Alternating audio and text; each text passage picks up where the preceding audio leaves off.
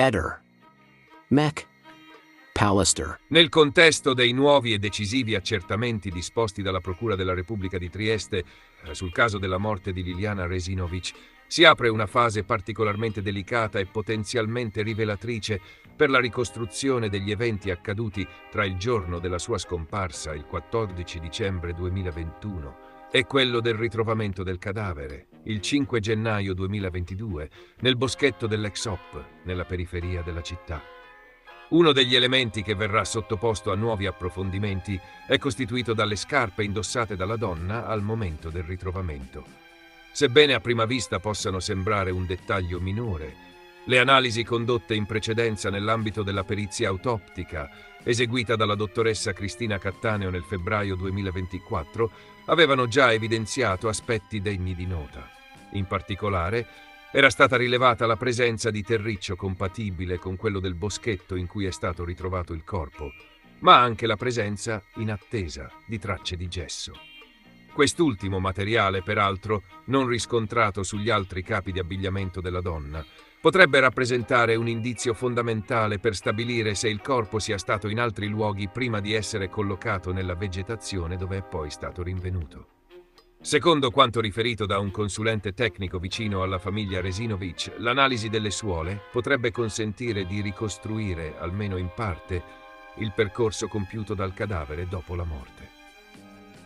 L'ipotesi su cui si stanno concentrando le nuove indagini è che Liliana sia effettivamente deceduta il 14 dicembre, ma che il suo corpo non sia stato depositato immediatamente nel boschetto, bensì vi sia stato trasportato successivamente, a distanza di giorni o addirittura settimane.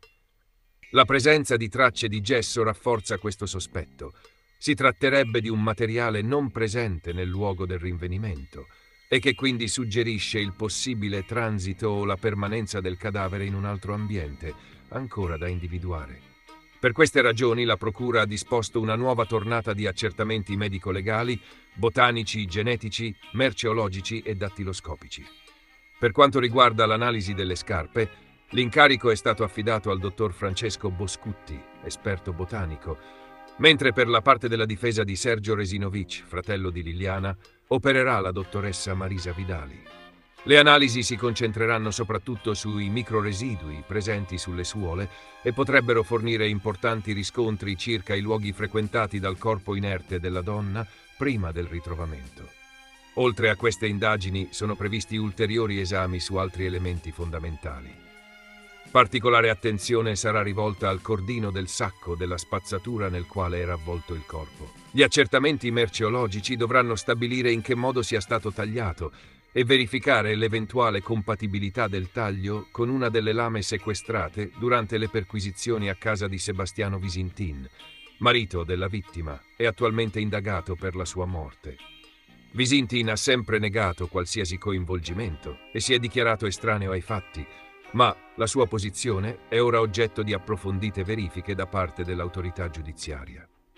Sarà inoltre effettuato un esame dattiloscopico su un'impronta guantata rinvenuta su uno dei sacchi della spazzatura. Questo dettaglio, finora rimasto sullo sfondo, potrebbe invece rivelarsi determinante per stabilire l'uso di guanti da parte di chi ha manipolato il corpo e quindi suggerire una volontà deliberata di non lasciare tracce biologiche o impronte identificabili. Tra i reperti che saranno sottoposti a ulteriori analisi figurano anche una fibra tessile di colore giallo ritrovata sul corpo della donna e alcuni peli estranei rinvenuti sul pube. Tutti elementi che, se correttamente interpretati, potrebbero aiutare a delineare un quadro più preciso del contesto in cui è maturata la morte di Liliana e soprattutto a capire se vi siano state manipolazioni del cadavere dopo il decesso. In questo contesto, un momento significativo dell'indagine sarà rappresentato anche dall'audizione di Claudio Sterpin, l'anziano amico e presunto amante della vittima, che sarà ascoltato dagli inquirenti il prossimo 23 giugno. Il suo contributo potrebbe offrire nuovi elementi sia sul profilo personale della donna che sulle sue abitudini e frequentazioni nei giorni precedenti alla scomparsa. L'insieme di questi nuovi accertamenti si inserisce nel tentativo di ricostruire con maggiore precisione non solo le modalità della morte della 63enne, ma anche il trattamento riservato al suo corpo nei giorni successivi, cercando di chiarire se vi sia stata una messa in scena, un occultamento temporaneo o un successivo spostamento del cadavere. Ogni dettaglio analizzato, dalle tracce sulle scarpe ai materiali dei sacchi, dalle fibre ai residui biologici, potrebbe rivelarsi la chiave per risolvere definitivamente un caso che, a distanza di oltre 3 anni, continua a sollevare dubbi e a dividere l'opinione pubblica. Ermanno K è una figura di spicco nel panorama giuridico italiano, noto per la sua lunga e prestigiosa carriera nel diritto societario, bancario e in particolare nell'antiriciclaggio. Nato a Tromello nel 1950, si è laureato in giurisprudenza presso l'Università degli Studi di Pavia e ha conseguito l'abilitazione professionale nel 1978 presso la Corte d'Appello di Milano. Cash carriera professionale. Dopo aver ricoperto per anni il ruolo di direttore affari legali e societari in diverse banche italiane, K ha fondato lo studio legale K & Partners a Milano. Lo studio è specializzato in diritto bancario, finanziario, societario, penale dell'economia e sportivo, assistendo importanti istituti di credito e società italiane ed estere davanti a tutte le corti, nazionali e internazionali. K è riconosciuto come uno dei massimi esperti italiani in materia di antiriciclaggio, con numerose pubblicazioni scientifiche all'attivo. Ha anche ricoperto il ruolo di presidente dell'Associazione Italiana Giuristi d'Impresa, IGI, e fa parte del consiglio direttivo dell'Associazione Europea per il Diritto Bancario e Finanziario, AEDBF. Legami familiari e coinvolgimento nel caso Garlasco. Ermanno K è sposato con Maria Rosa Poggi, sorella di Giuseppe Poggi, padre di Chiara Poggi, la giovane uccisa a Garlasco il 13 agosto 2007. Da questo matrimonio sono nate le gemelle Paola e Stefania K, cugine di primo grado di Chiara. All'epoca del delitto le gemelle avevano 23 anni e, sebbene non siano mai state formalmente indagate, il loro nome è tornato alla ribalta con la riapertura delle indagini nel 2025. In particolare, una testimonianza ha riferito di aver visto una delle gemelle disfarsi di una borsa in un canale a Tromello, vicino alla casa della nonna paterna.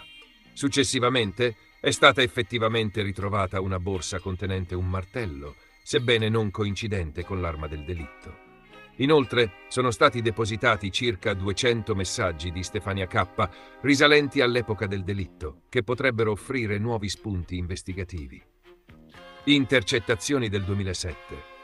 Nel 2007, durante le prime fasi dell'inchiesta, alcune intercettazioni telefoniche hanno mostrato l'avvocato K intento a proteggere le figlie dall'esposizione mediatica. In una conversazione con la figlia Paola, K avrebbe espresso preoccupazione per l'attenzione dei media affermando: «Vi stritolano, siete già su internet, fate ridere i polli». In un'altra intercettazione, K avrebbe discusso con la moglie dell'intenzione di incontrare un alto dirigente dell'autorità della privacy e alcuni deputati per attaccare Feltri e avere notizie su chi ha passato i verbali al giornale Libero, che all'epoca stava pubblicando documenti importanti sull'indagine. Vita privata e attualità. Oggi le gemelle K hanno 41 anni. Stefania ha seguito le orme del padre, diventando avvocata penalista e dello sport, collaborando con lo studio legale di famiglia a Milano. È membro della commissione disciplinare di varie federazioni del CONI e ha partecipato a eventi e convegni nel settore sportivo. Paola, invece, ha intrapreso una carriera nel mondo del food e del lifestyle, lavorando come content creator e food blogger. Attraverso i suoi canali social condivide ricette, consigli di moda e lifestyle, collaborando con diverse riviste gastronomiche. Nonostante le nuove indagini e le attenzioni mediatiche, né Ermanno K né le sue figlie sono mai stati formalmente indagati nel caso Garlasco. Tuttavia, la loro vicinanza familiare alla vittima e alcune circostanze emerse nel corso degli anni continuano a mantenere alta l'attenzione su di loro. Nel 2021, quando venne riaperto il caso di Nada Cella, la giovane segretaria assassinata il 6 maggio 1996 a Chiavari nello studio del commercialista per cui lavorava, emerse un nuovo e inquietante capitolo nelle indagini.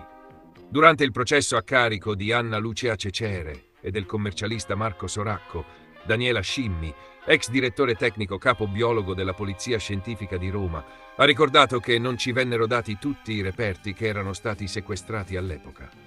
In particolare, alcuni oggetti appartenenti a un set da scrivania del commercialista, tra cui un portaombrelli con evidenti macchie di sangue, sembravano essere spariti dai materiali consegnati nel 1997.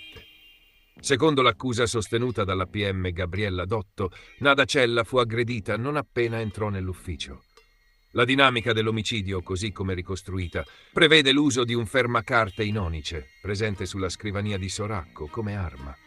Subito dopo il delitto, questo fermacarte venne rinvenuto in un armadietto della stanza della segretaria e così fu catalogato tra i reperti.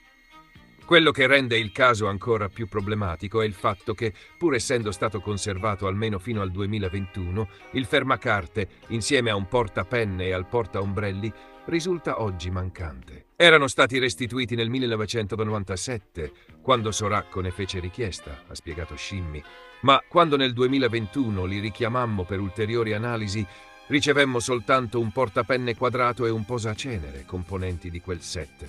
Gli altri oggetti risultavano assenti, le scatole dei reperti erano vuote, ha aggiunto l'esperta.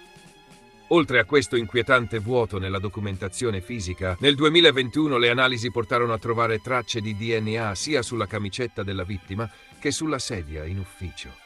Tuttavia, secondo quanto spiegato da Scimmi, tali reperti genetici erano di qualità pessima e non consentivano un confronto affidabile. Non venne riscontrato il cromosoma Y, ma data la scarsa qualità del campione, non potevamo dire con certezza che si trattasse di DNA appartenente a un'altra donna. È altresì possibile che i profili genetici siano stati inquinati dai soccorritori o da altre persone intervenute sulla scena, ha precisato l'esperta. Durante l'udienza fu sentito anche il medico legale Francesco Ventura, il quale, che al tempo dell'omicidio era ancora uno specializzando, fu successivamente incaricato dalla procura di rianalizzare i documenti e i reperti dell'epoca. Ventura ha evidenziato come la brutalità e la ripetitività dei colpi in testa, inflitti con uno o più mezzi contundenti, siano stati la causa del decesso.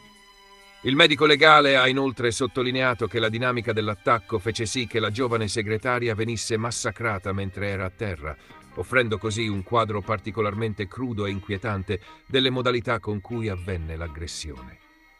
Nel complesso, il riaprire il caso di Nada Cella ha portato alla luce non solo criticità legate alla conservazione e alla restituzione dei reperti sequestrati negli anni 90, ma anche interrogativi circa la qualità e l'affidabilità dei campioni genetici raccolti, lasciando presagire che ulteriori chiarimenti e approfondimenti saranno necessari per ricostruire in modo accurato quella tragica vicenda. Fernanda Di Nuzzo non ce l'ha fatta. Il suo cuore ha smesso di battere nella mattinata di giovedì 29 maggio 2025 all'ospedale Molinette di Torino, dove era stata ricoverata in condizioni disperate. Il giorno prima, mercoledì 28, la donna era stata brutalmente aggredita e massacrata a coltellate nel suo appartamento al terzo piano di un palazzo di via Moncalieri 47, nella borgata Gerbido di Grugliasco. Aveva 61 anni.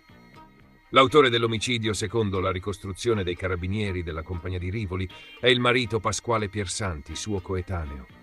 L'uomo è stato arrestato poco dopo l'aggressione ed è attualmente detenuto con l'accusa di omicidio volontario aggravato. A coordinarne l'arresto e le indagini è il pubblico ministero Paolo Scafi della Procura di Torino.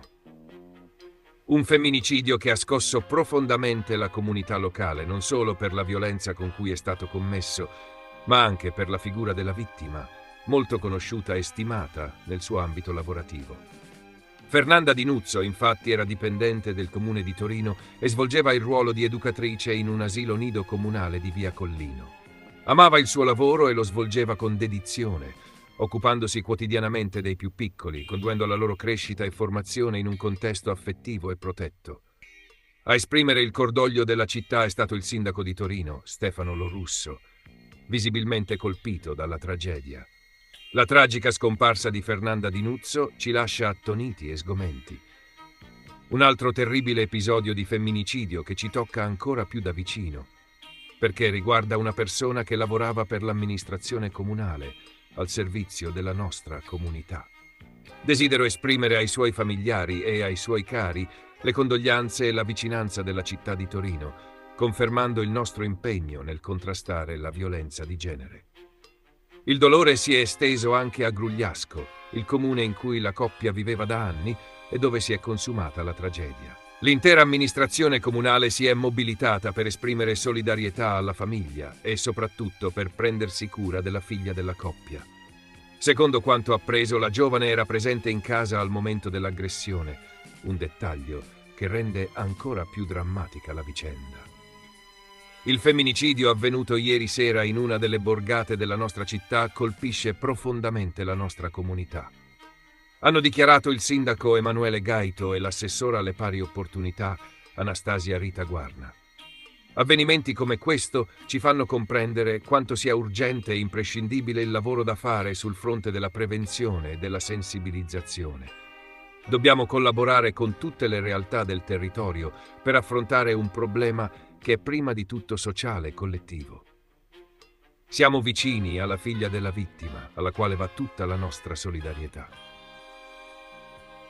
Un'attenzione concreta è stata annunciata anche dalla vicesindaca Elisa Martino, che già alle prime luci dell'alba del 29 maggio ha attivato i servizi sociali e il consorzio Ovest Solidale, affinché venisse presa in carico immediatamente la situazione della figlia rimasta orfana della madre e segnata da un evento traumatico di portata devastante. Abbiamo contattato i servizi competenti fin da subito per garantire alla ragazza un supporto psicologico e pratico in tutti i passaggi difficili che l'attendono.